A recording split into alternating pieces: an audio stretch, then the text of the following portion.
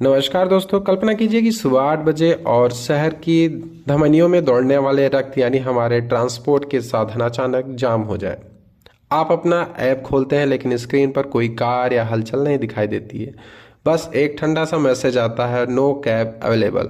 यह केवल 7 फरवरी यानी आज के दिन होने वाले ओला, उबर, रैपिडो की हड़ताल की बात नहीं है। यह उस गुब्बारे के फटने की आवाज़ है जिसे टेक्नोलॉजी और सुविधा के नाम पर फुलाया गया था। आज हम बात करेंगे डिजिटल फ्यूडिज्म की, जहां पे मालिक कोई इंसान नहीं बल्कि एक एल्गोरिदम है।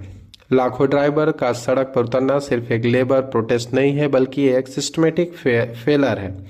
ड्राइवर और प्लेटफॉर्म के बीच जो सोशल कॉन्ट्रैक्टर था वह अब टूट चुका है। ईंधन के दाम आसमान छू रहे हैं, ड्राइवर की कमाई पाताल जा रही है।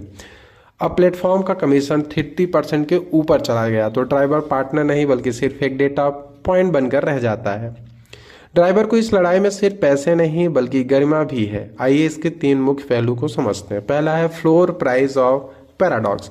आज एक छोटी राइड का किराया कम एक कॉफी से भी कम है। ड्राइवर की मांग है कि एक मिनिमम बेस फेयर होना चाहिए जिसके बिना हर किलोमीटर के लिए घाटे का सौदा होता है। दूसरा है कमीशन का ब्लैक होल। गाड़ी ड्राइवर की है, मेहनत जोखिम भी उसका है, लेकिन प्लेटफॉर्म बिना किसी भौतिक संपत्ति के 30% तक चार्ज करते हैं। यह पूंजीवाद का वह स्वरूप है जो जोखिम निचले धकेला जा रहा है और मुनाफा ऊपर खींचा जा रहा है। एल्गोरिदम की तानाशाही। एक मशीन तय करेगी कि आप काम मिलेगा या नहीं, बिना किसी मानवीय सुनवाई या एचआर के। ड्राइवर की आईडी सस्पेंड कर दी जाती है जिसे डिजिटल एक्साइल कहा जा रहा है।